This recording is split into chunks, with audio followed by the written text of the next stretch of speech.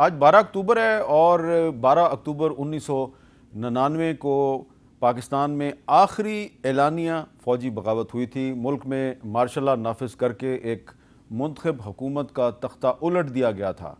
تو 12 اکتوبر کے دن ہمیں 12 اکتوبر 1999 کا جو واقعہ ہے اس کو یاد رکھنا چاہیے، اس لیے کہ اب تو پاکستان میں مارشل لا نہیں ہے، لیکن کچھ لوگ جو ہیں وہ مارشل لا کو ہمیشہ یاد کرتے رہتے ہیں.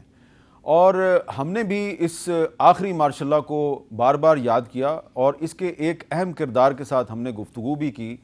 اور آج کل یہ جو اہم کردار ہے یہ مسنگ پرسن ہے، یہ لاپتہ ہو چکا ہے. 10 سال پہلے ان سے ہم نے کیا بات کی تھی، آج 12 اکتوبر کے دن میں آپ کو ضرور سنوانا چاہتا ہوں.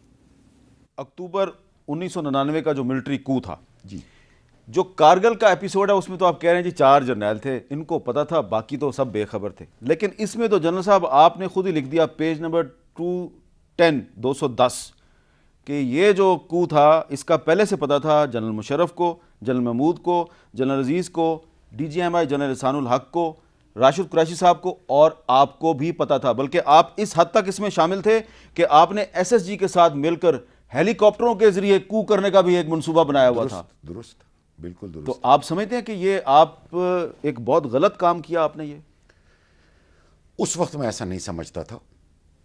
میں یہ دیکھتا ہوں کہ ہاں آپ مجھے کہہ سکتے ہیں کہ تم نے کانسٹیٹیوشن کو اپ ہولڈ کرنے کی قسم کھائی تھی تو تم نے کانسٹیٹیوشن کے خلاف کام کیا.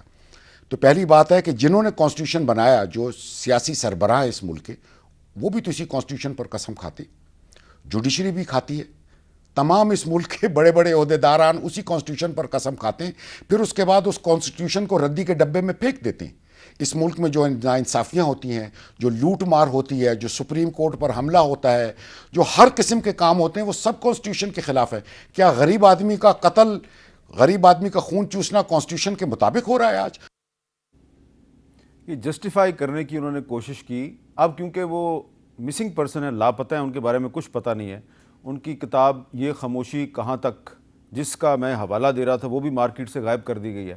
لہٰذا میں ان پہ تنقید نہیں کرنا چاہتا، لیکن آپ کو یاد یہ دلانا ہے کہ جو 12 اکتوبر 1999 کو جو مارشل لا لگا تھا اس کو ہماری اعلیٰ عدلیہ نے انڈورس کیا. اس میں جن لوگوں نے مارشل لا لگایا ان کو کوئی سزا نہیں دی. اور اس کے بعد جب 2007 میں دوبارہ انہی لوگوں نے پھر کانسٹیٹیوشن کو سسپینڈ کیا تو اس کے بعد جو ان پر مقدمہ درج ہوا تو اس کو بھی انجام تک نہیں پہنچایا گیا.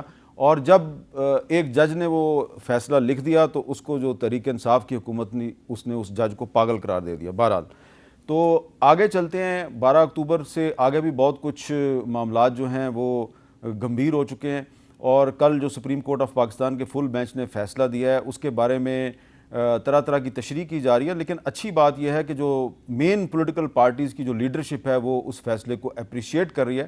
تو اب سوال صرف یہ رہ گیا کہ اس فیصلے کا نواز شریف صاحب کو فائدہ ہوگا یا نقصان ہوگا. تو گفتگو کے لیے ہمارے ساتھ موجود ہیں جناب سلمان اکرم راجہ صاحب، کسی تعارف کے محتاج نہیں، ملک کے ممتاز ماہر قانون ہیں. بیرسٹر گور خان صاحب ترجمان ہیں چیئرمین پاکستان تحریک انصاف کے، اور جناب بیرسٹر محسن شاہ نواز رانجھا صاحب پاکستان مسلم لیگ نون کے سینئر رہنما ہیں. سلمان اکرم راجہ صاحب، سب سے پہلے آپ یہ بتائیں کہ یہ جو کل فیصلہ آیا ہے، اس فیصلے میں ایک تو 10(5) کے ذریعے پریکٹس اینڈ پروسیجر ایکٹ جو اس کو برقرار رکھا گیا، لیکن جو 7(8) سے اس قانون کی ایک شق جو ہے اس کو اپروو نہیں کیا گیا، اس کا نواز شریف صاحب کو کوئی نقصان ہوگا یا نہیں ہوگا؟ جی ظاہر ہے ایک رستہ بند ہو گیا میاں نواز شریف صاحب کے لیے، اور میری دانست میں یہ قانون بنانے والوں کا مقصد جو تھا اصل وہ یہی تھا، وہ یہی شک تھی. باقی باتیں تو ٹھیک ہے آ گئی اس میں، لیکن اصل مقصد یہی تھا کہ ایک راستہ کھولا جائے، اپیل کے ذریعے جو ان کی نااہلی ہوئی تھی اس کو ختم کرایا جائے. اور یہ ایک آسان راستہ تھا. سپریم کورٹ کا ایک بڑا بینچ بیٹھتا، اور میری نظر میں وہ فیصلہ کوئی بہت مستحکم آپ کے خیال میں کیا نقصان ہوا ہے نواز شریف صاحب کو؟ دیکھیے اب وہ اپیل تو دائر نہیں کر سکیں گے نا، اب ان کو ایک لمبا راستہ لینا پڑے گا. پہلے ایک چھوٹا راستہ تھا کہ سپریم کورٹ میں اپیل دائر کرتے، ان کی اپیل منظور ہو جاتی، ان کی نااہلی ختم ہو جاتی.